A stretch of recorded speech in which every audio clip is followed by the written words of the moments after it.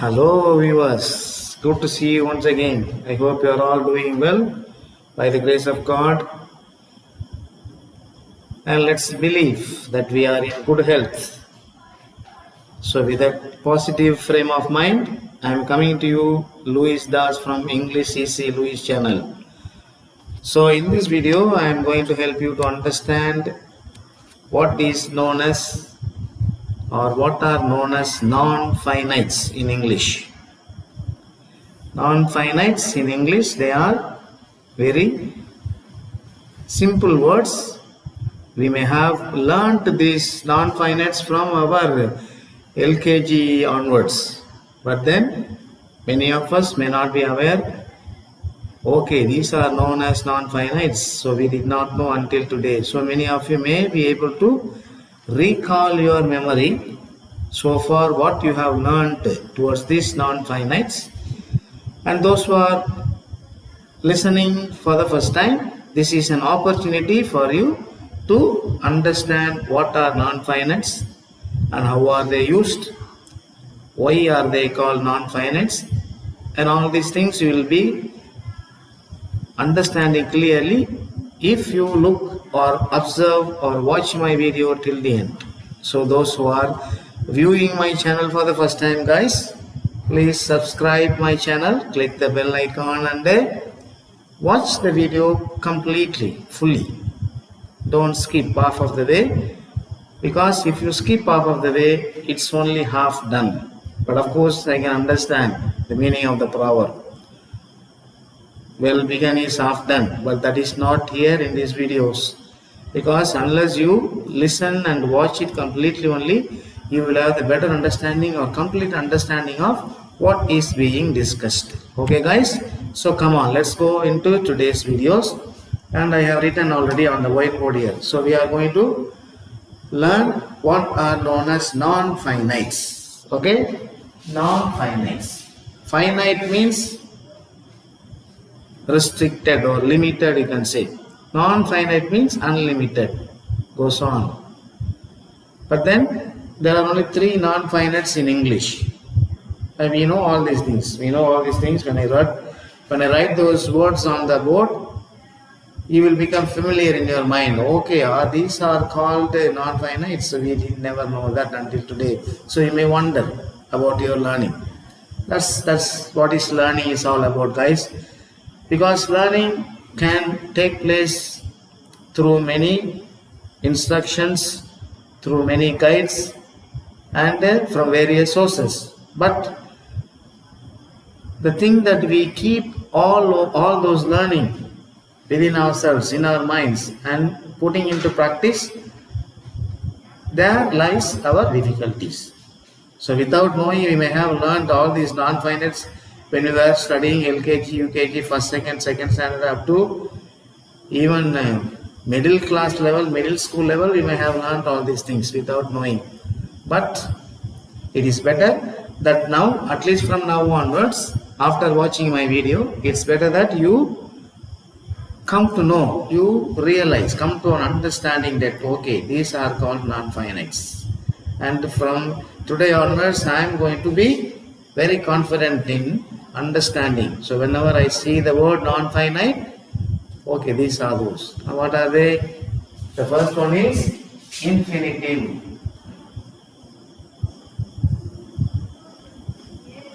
Okay, so let me write them in plural, infinitives. Second one is gerunds. Okay, gerunds. And the third one is participles. See, participles. Okay, participles. Now, before I go to explain the definitions and the examples of all those things in relation with the non-finites, first of all we need to understand what are non-finites called. They are actually called verbals. Okay, in other words, they are called verbals. See, verbals. From the word itself we can understand there is something there present in relation to the verb. But that is not correct. Even though they are called as verbals, they don't do any works that the verbs do in sentences. They may look like verbs, but they don't do any works that are done by verbs in sentences.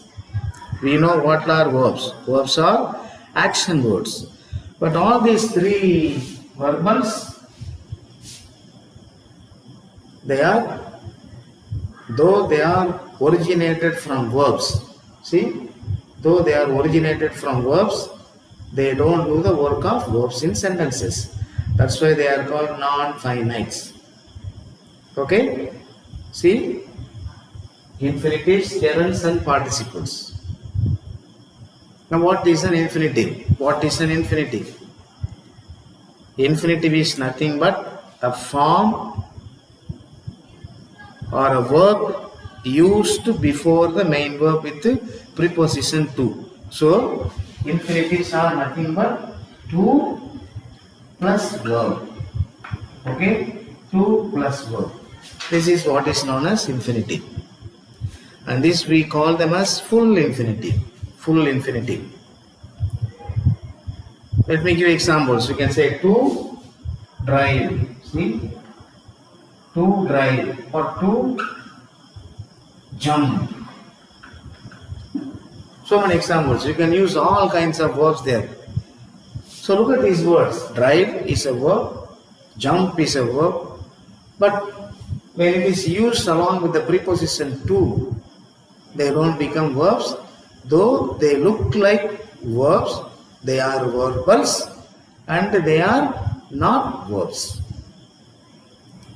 When I write a sentence or when I say this sentence, okay, I like to drive every day. See? So look at this sentence here. I like to drive every day. So to drive, what does it do actually? To drive is the infinitive here. Does it do any work of a verb here? Look at this sentence here. No, completely not. Because there is another main verb here. What is that? Like. So, what can the infinitives or gerunds or participles can do in a sentence?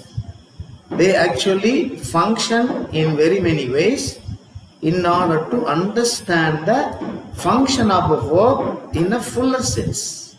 See? Now what do I like here? I like to drive. I like to drive. And he tells more about the verb. That's why they are called verbals. They are called verbals. Because it is originated from verb. See? And these infinitives can function as a subject, object of a subject, subject in a sentence, and then you can also qualify or something, say something about adjective or another adverb. That's the beauty of infinitive. See? That's the beauty of infinitive. Now, when I say smoking, when I say to smoke is prohibited, so let me give examples later. So then only you will understand it very clearly. I will come back to the gerunds and the participles later. So let me complete the infinitives and then we move on to gerunds and participles. Okay? So we move on to gerunds and participles. So when I say to smoke is prohibited here. See? To smoke is prohibited. Or to shout is prohibited. To yell is prohibited. Okay? So this is your infinitive. And what does it do? Actually, it functions as a subject of a sentence.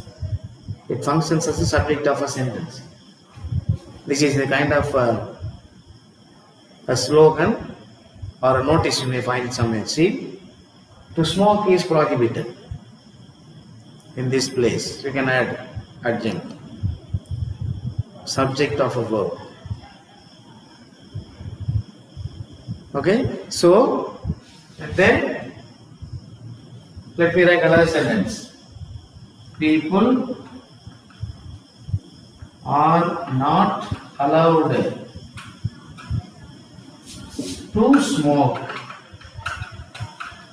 here.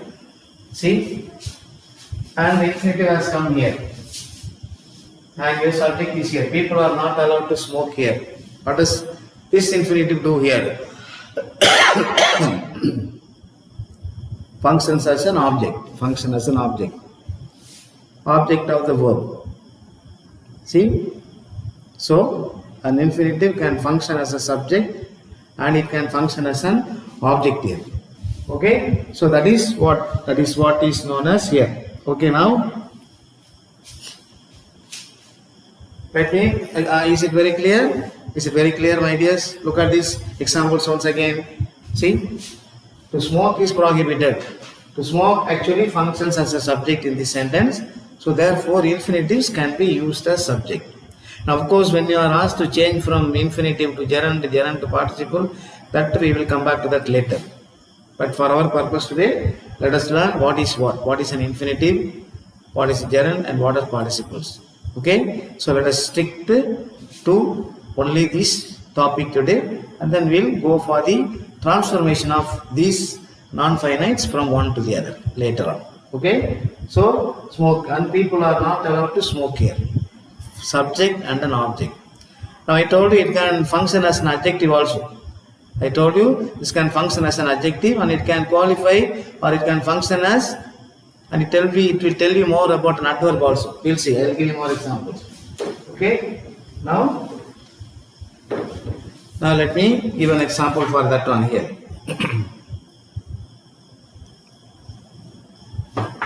Now the teacher, see the teacher called the students. Okay? The teacher called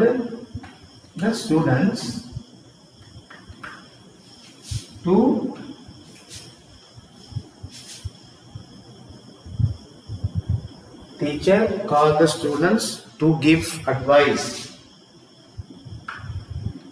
To give advice.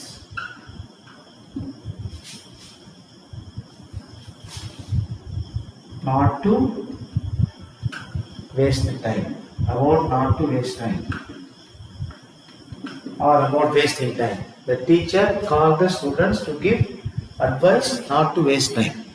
Now what is your infinitive here? See now. To waste. To waste, or you have another verb also, another adjective also, another infinitive. To give, to waste. Two infinitives are there. The teacher called the students to give advice. Now, why is the teacher calling the students, or why did the teacher call the students?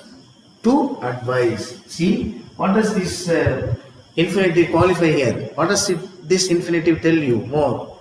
It tells more about the function of the verb in the sentence. Calling. So what is the reason for the teacher to call the students? To give advice. So therefore, it will add information to the function of a verb, another adverb here. Another verb. So it tells you, say therefore, we know the definition, we know the meaning of an adverb. What does an adverb do? An adverb does expand informations about verb there. Okay? So this infinitive function as an adverb here. Adding more informations, adding more life to the verb called. Okay? So this is the meaning of to waste, of course. In order to complete the meaning of the sentence, it can be used.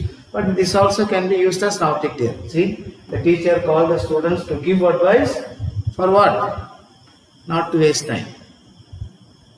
Not to waste time. Okay? So that is the An example, how does an infinitive function as an adverb, and it helps to understand what the verb does in a sentence, and it can also help to add more information about the adjective. See, now let me write another sentence here. I have a plan. I have a plan to offer. I have a plan to offer. I have a plan to offer. Okay, so here what is your infinitive? To offer.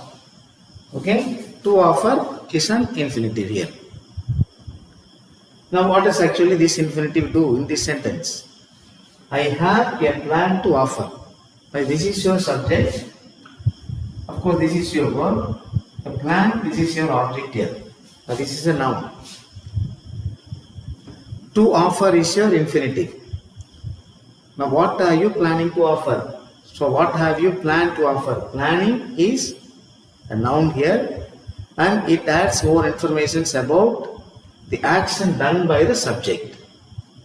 Pronoun here, of course, done by the subject. See, so therefore this infinitive helps the noun plan to have a better understanding of the sentence written here. So it can function as an adjective. See, I have a plan to offer. What have you planned to offer? I have a plan to offer. What are you going to offer? A plan. What is planning? A plan is a noun here. So that is understood as. So what does an adjective do? So it does the work of an adjective here. How does it function as an adjective here?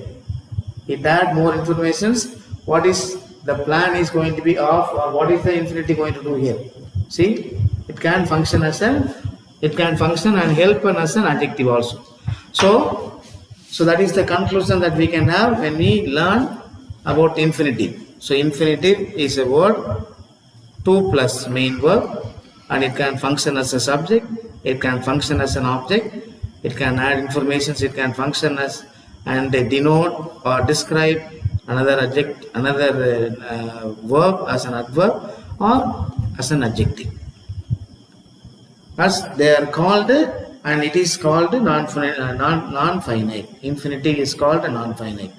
Why it is called non-finite? Because though it looks like a verb, it does not function as a verb here. So that's why it is called a non-finite.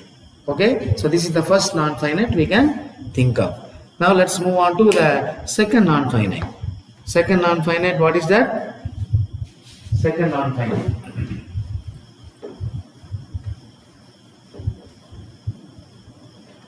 Second non-finite, it is nothing but a gerund. See, gerund.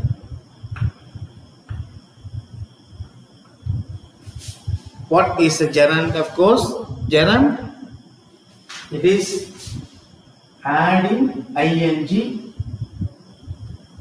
to the word, and gerund is also another non-finite verbal. Though it looks like a verb, it will function, or it functions as a noun in a sentence. That's why it is known as the verbal noun. In other words, this is known as the verbal noun. See? Verbal noun. Origination is from verb, of course.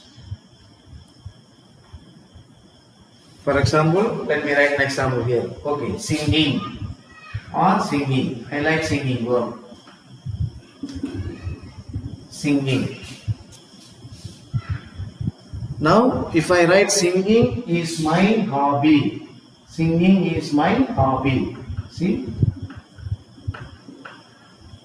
When I say singing is my hobby, singing actually, where does it originate? It is originated actually from the main verb called sing. So what have we done? We have added Sing plus ing. So we have added to the main verb ing and it has become a noun here. It has become a noun. Singing, teaching, listening, shouting. See? So when you add ing to the main verb and when it functions as a noun, it is known as a gerund. It is known as a gerund. I like singing. We love singing. We love playing. Students love playing. And this also can function. Gerund also can function as a subject and also it can function as an object here. Singing is my hobby. Now how can you say and how can you write this as functioning as an object? This is subject here. So my hobby is to sing. See, my hobby is to sing.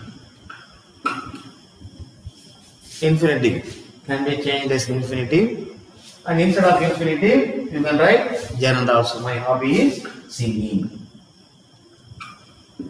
Okay, my hobby is singing. Function as an object here. So gerund also is known as a simple non-finite grammar item, though it may look like, because they are all originated from verb only, I tell you.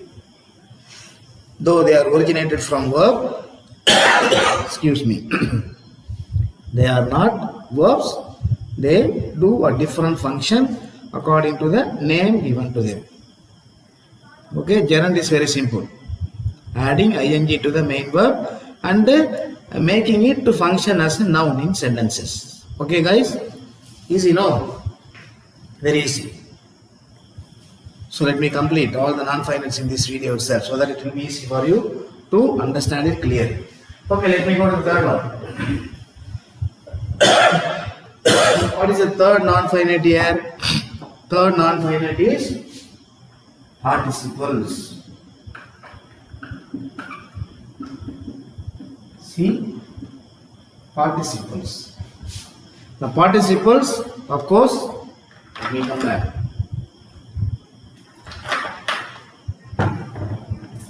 Excuse me. So participles.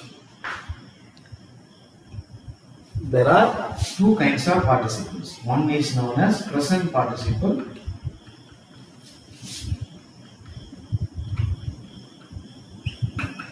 Another one is known as past participle.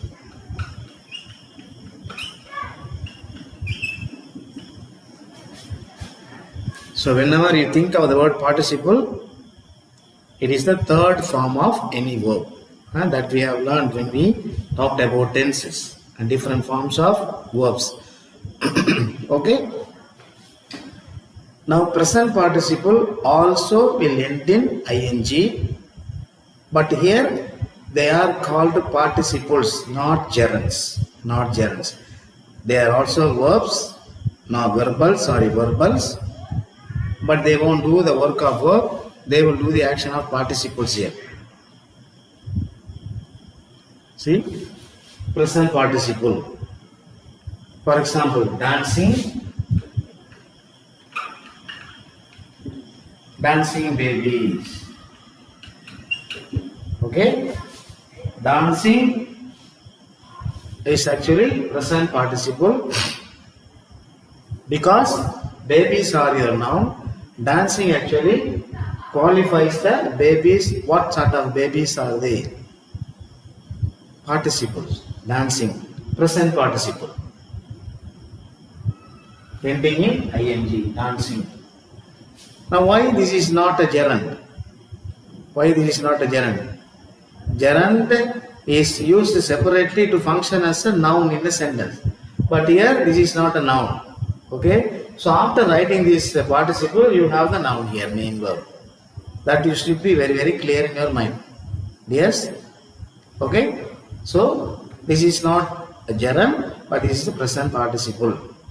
So they have verbal plus ing. So that is the format of the present participle. Walking stick, dancing dolls, singing birds.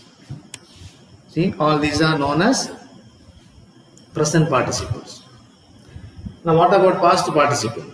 Past participle, very easy, very simple. Past participle, let me write. So, this is verb plus ing.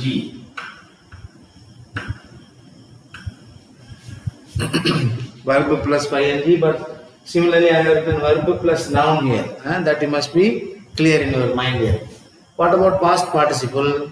All those words that end in ed, d, t, en,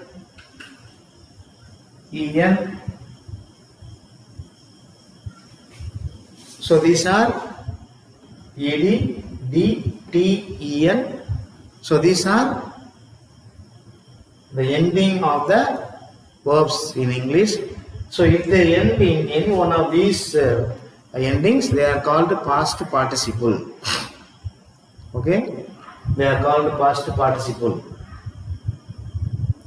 So many examples we can give. Walk, walked. See, adding ed. Then for already walk in ed is given here. What about d here? See, there are so many words we can see. Rec, d. And then t, sleep, slept, swept, en. So many words are there. Written. Okay? Gone. That is not, of course, en. Gone. What about other verbs you can think of ending in en? Written. Then smitten. So all those verbs that are ending in en, they are called past participle. Recordship. Wreck. What is wreck here? See? Wreck. Again ed. You add ed. Record. See? T. So all the words that are ending in any one of these endings, they are called past participles. The record ship caught our eyes in the picture or in the news or in the informations, we can call it the record ship. See, participles. And then slept, t. The words ending in t here. See.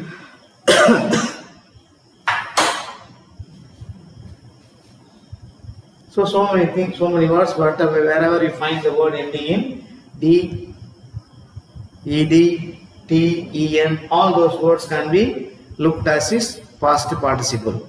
So look for these kind of words. Look for these kind of words. And of course you must be able to pick out the first two forms of these verbs here. Now if I say walked here, you must know the past tense of this also. Walked. Walked past tense, then walk is your present tense. Right, T. Sleep. See, sleep, slept, slept. See, sleep, slept, slept. En, write, wrote, written. Write, wrote, written.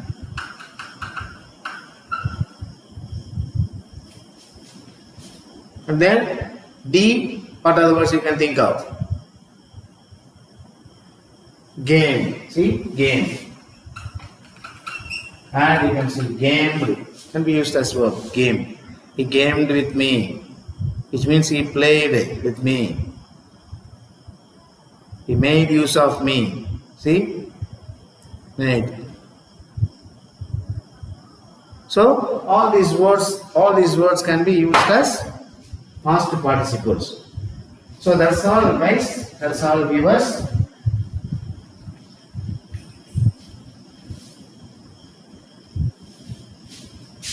See,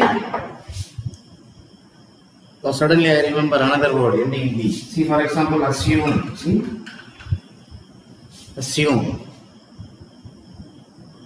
assume. So you add D here, assumed. Word ending in D, assumed. So you have to go on reading. You have to go on reading and finding resources. Then only you will be able to have a better understanding of this grammar item for any grammar item for that matter, guys. So non-finites, more or less this is it. More or less this is it. So we may have a lot of exercises given to you. So you will understand, you will come across many exercises asked in your examinations. But this is, I am just helping you to understand through these videos various grammar items. If I am conducting classes to the group of students, I can give you assignments, lot of assignments. But here, of course, I can give you only examples. So later on, if time permits, I will come with a lot of assignments also. So you can do assignments through online.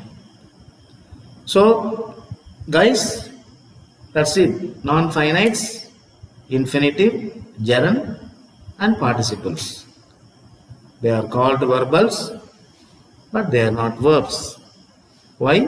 Because they don't do the work of verb. Finite, to plus main verb, gerund, verb plus ing, participles, present participle, verb plus ing, past participle, the verbs ending in ed, t, d, and en, and so on. Okay? And of course, there are some a few irregular verbs are there, like cut, put, and all those verbs are there. So we are not going into that now. Okay? So let me stop this video. So before I conclude, watch my video till the end and understand fully what are non-finites.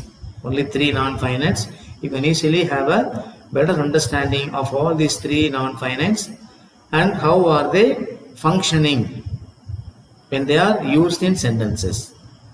Okay? So very good. Thank you.